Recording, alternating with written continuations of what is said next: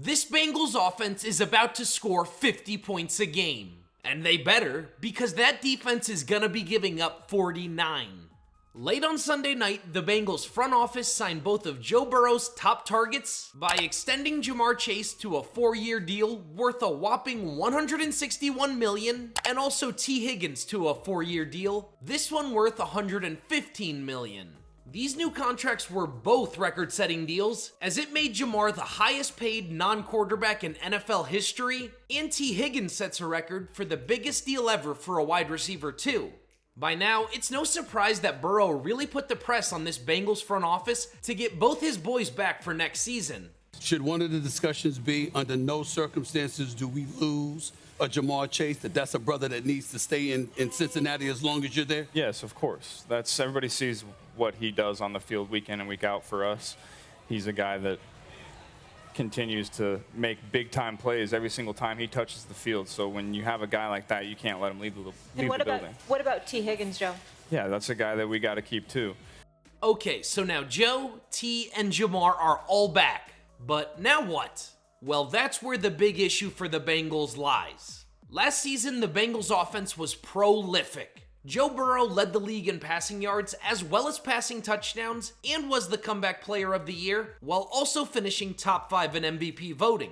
T. Higgins put together a solid year, as even after missing significant time, he had almost 1,000 receiving yards to go along with 10 receiving touchdowns. Then finally, Jamarr Chase had one of the greatest seasons of all time. He led the league in receptions, receiving yards, and receiving touchdowns, making it only the 17th time ever we have seen a Triple Crown winner in the NFL. Now, we could go on and on about this trio, but the problem with the Bengals lies on the other side of the ball. Last season, the Cincinnati defense gave up about 25 points per game on average. That ranked as tied for the 7th worst in the entire league, and unsurprisingly, they are among some of the bottom teams in the NFL. Statistically, they gave up an average of 124 rush yards a game and 223 pass yards a game.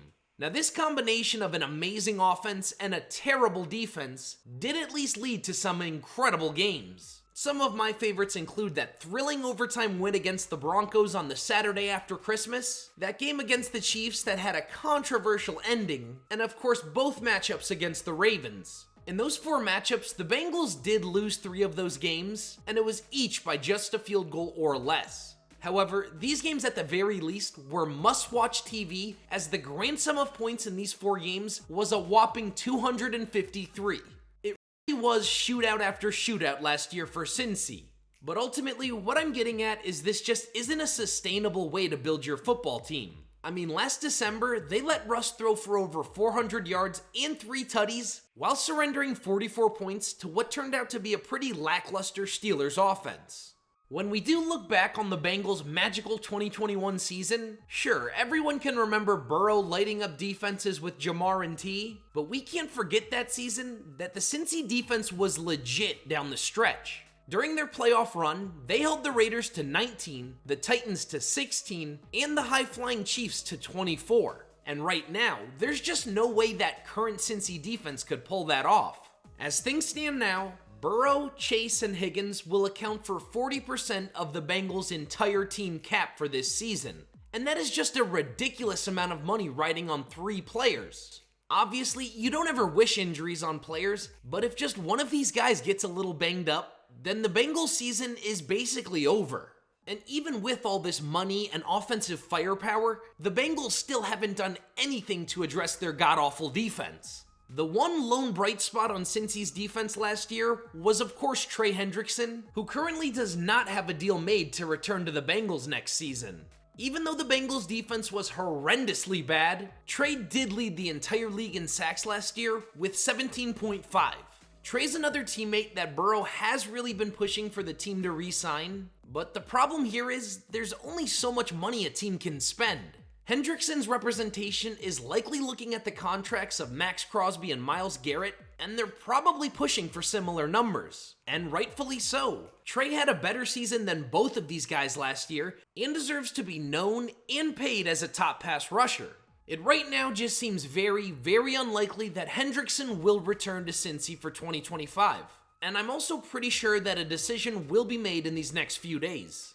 It's also because of these major offensive extensions that we haven't really seen any other moves from the Bengals out of house. Because all of that money is now tied up with 3 offensive players, the Bengals have missed out on the likes of Joey Bosa, Dre Greenlaw, and even Dante Fowler Jr. Any of these players would have vastly helped their abysmal defense, but they did miss on all of them. Now, the Bengals did re-sign Mike Gesicki to a 3-year deal. I kinda like this move. I'm not super crazy about it, but Gesicki was pretty solid for them last year. But let's be honest, you could put Lisa Simpson out there on this Bengals offense, and she's going for 40 catches and 500 yards in a season. Now yes, we are still relatively early into the offseason, but as things look now, I am just not optimistic about the future of the Bengals. I mean, I haven't even discussed the Bengals offensive line, which has been incredibly bad ever since Burrow entered the league. I also haven't even brought up how bad their rushing attack has been since the departure of Joe Mixon. While the Bengals did get their superstars back, they still have a lot of holes on this team. And I guess now it's just gonna come down to the draft for Cincy. They currently have the 17th overall pick, and they have gotta go get someone to help out on that defense. If Will Johnson, the corner out of Michigan, is still around, then I do think that would be a perfect fit. But I also think picking up any decent pass rusher would also be a smart selection too. I really don't think this will end all that well for Cincy. I really think it's poor management and poor ownership that's gonna end up screwing these Bengals. And I could see their next few seasons looking a lot like this past season. That means a lot of 9-8 or 10-7 seasons where they're at best a wild card team and at worst outright miss the playoffs. Pretty much every year the Bengals start off slow and will at least drop one game that they really should win. I think this is mostly due to the Bengals stars sitting out of preseason in fear of injury. But then that could lead to some hiccups to start the year. Last season, we all remember that Week 1 Patriots loss that did ultimately come back to bite them in the butt and keep them out of the playoffs. In closing, this is going to be a crazy year for the Bengals. I definitely think there's going to be a ton of pressure on Joe Burrow and this entire Bengals offense because the defense won't be able to stop a cold. As for us, I think drafting any of these Bengals stars on fantasy will be a very smart move. And I also think a Joe Burrow to win MVP bet will have some great value. But as a team, I am very skeptical about the future of the Bengals. Unless there's the outside chance of them actually keeping Hendrickson, then it's just gonna be a rough year. I really just think we're gonna get a lot more of what we saw this past year from Cincinnati. Well, thanks for checking out this video, guys. Do me a favor and drop a big fat like on this video if you enjoyed it, and smash that subscribe button too. Also, check out these videos on screen now for lots more awesome NFL content. Thanks, y'all.